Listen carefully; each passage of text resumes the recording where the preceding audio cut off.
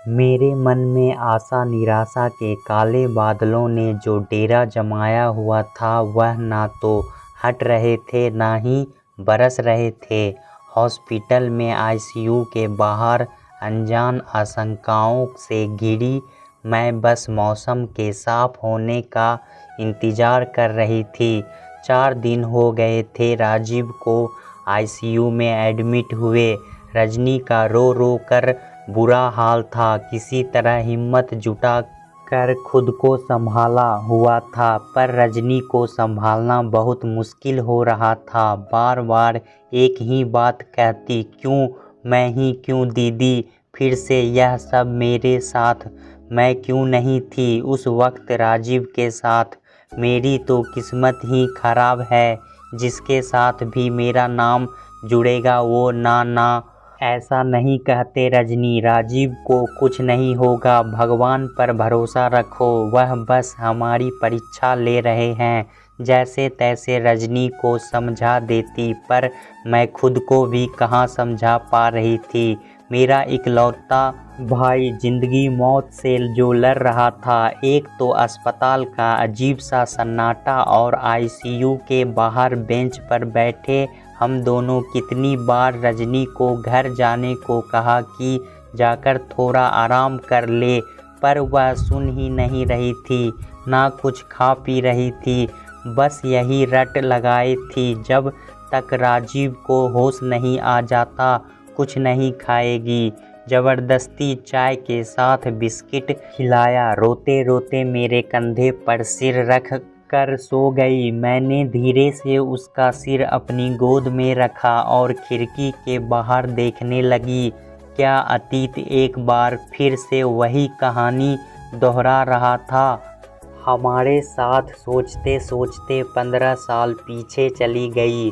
सौरभ से शादी करके बाद जब मैं शहर आई तो छोटा देवर प्रवीण भी हमारे साथ ही आया था। उस वक्त 10वीं में पढ़ता था। वह वही शहर की कॉलेज में एडमिशन ले लिया था। उसने अपने छोटे भाई जैसा लगता था। वह मुझे सौरभ ऑफिस गए होते तो हम दोनों घंटों बातें करते रहते। एक दोस्त की तरह अपनी हर बात मुझसे शेयर किया करता था। फिर मेरे बेटे वंश का जन्म हुआ तो उसे जैसे एक खिलौना मिल गया था। वह उसे संभालने में मेरी मदद करता। वंश कुछ बड़ा हुआ तो उसके साथ खेलता रहता जब मैं काम कर रही होती।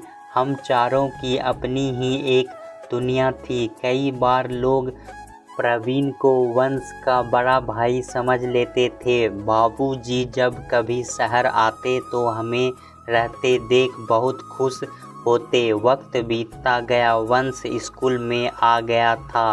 पढ़ाई पूरी करने के बाद प्रवीण की एक अच्छी कंपनी में जॉब लग गई और शादी के लिए रिश्ते आने लगे। माँ जी उसकी शादी का जिम्मा मेरे ऊपर ही दिया था। अब तुम ही सोचो कि कैसे देवरानी लानी है। तुम्हें प्रवीण से पूछा। वह बोला, भाभी बिल्कुल आपके जैसी होनी चाहिए। फिर शुरू हुआ मेरा अपने लिए देवरानी ढूंढने का सिलसिला। हमारी तलाश जाकर रजनी पर खत्म हुई और रजनी मेरी देवरातों बनकर घर आई। रजनी के आने से घर में खूब रौनक हो गई थी। हमेशा हंसती मुस्कुराती रहने वाली चुलबुली सी रजनी वंश की भी दोस्त बन गई थी। दीदी दीदी मेरे आसपास घूमती रहती। बहुत ही अच्छी जोड़ी थी उसकी और प्रवीण की। शादी के 3 महीने बाद ही जब उसके पाँव भारी हुए तो मैं इतनी खुश हो गई जैसे ही बच्चा होने वाला है। कहीं ना कहीं वंश के बाद दोबारा माँ बन पाने की जो कमी मेरी ज़िंदगी में थी, वह शायद मैं रजनी के बच्चे पूरे करने के सपने देखने लगी थी। मैं उसके खाने पीने से लेकर हर छोटी ज़रूरत का ख्याल रखने की पूरी कोशिश करती थी। रजनी भी किसी मासूम बच्चे की तरह मुझसे टाइम पे टाइम कुछ भी खाने की फरमाइश करती तो मैं दौड़ दौड़ कर पूरा करती। धीरे धीरे समय बीतता गया। तभी एक दिन गांव से बाबूजी का फ़ोन आया कि बुआ जी के बेटे की शादी है, उनकी तबीयत ठीक नहीं है।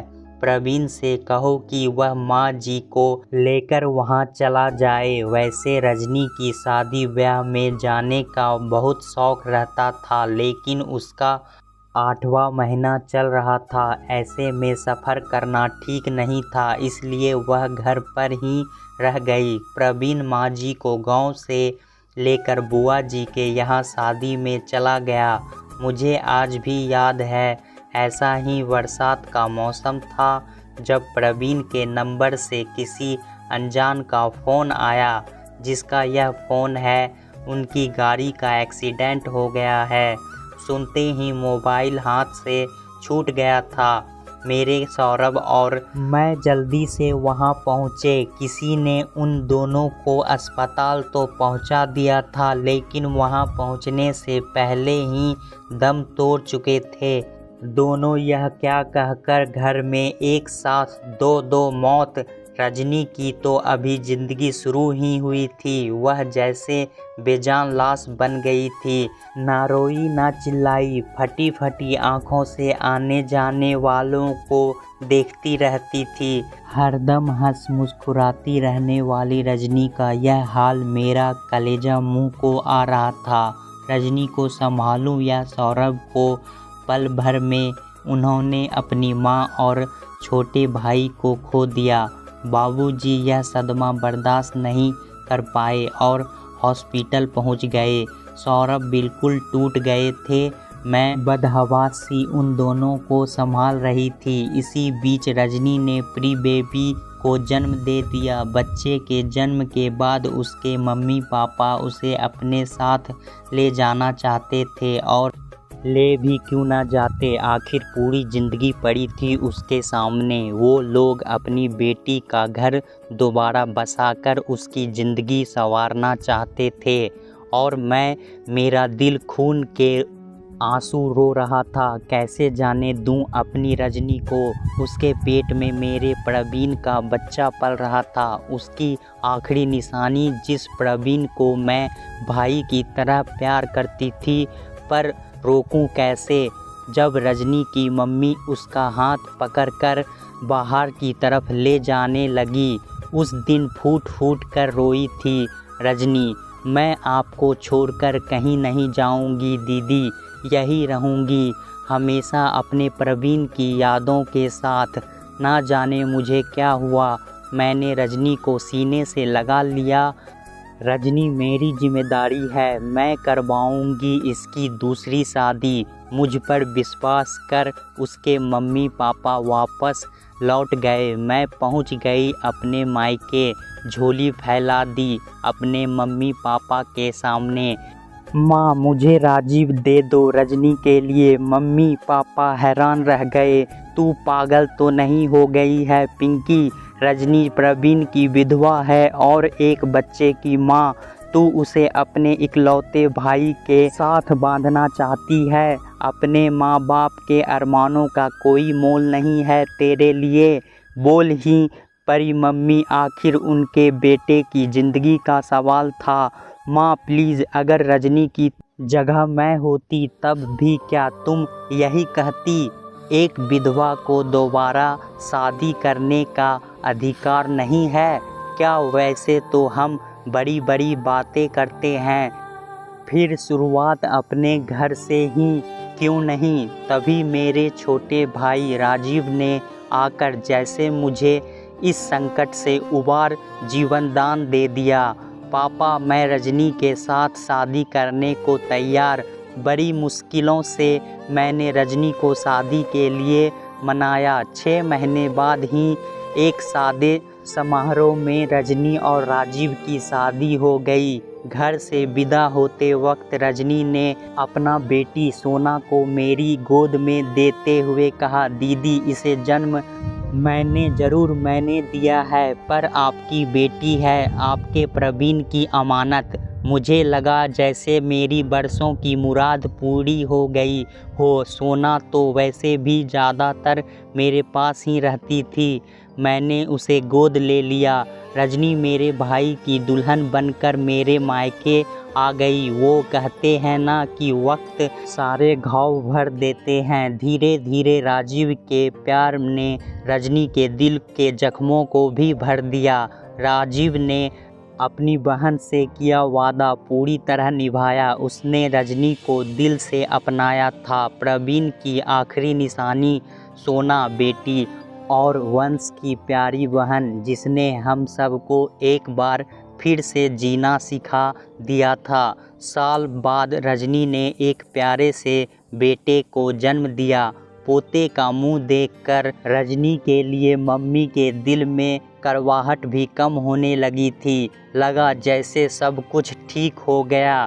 जिंदगी एक बार फिर से पटरी पर आ गई थी कि एक दिन फिर से वो काली रात आई जिसने हमारी ज़िंदगी में भूचाल ला दिया। सौरभ अपने ऑफिस के काम से कुछ दिनों के लिए बाहर गए हुए थे।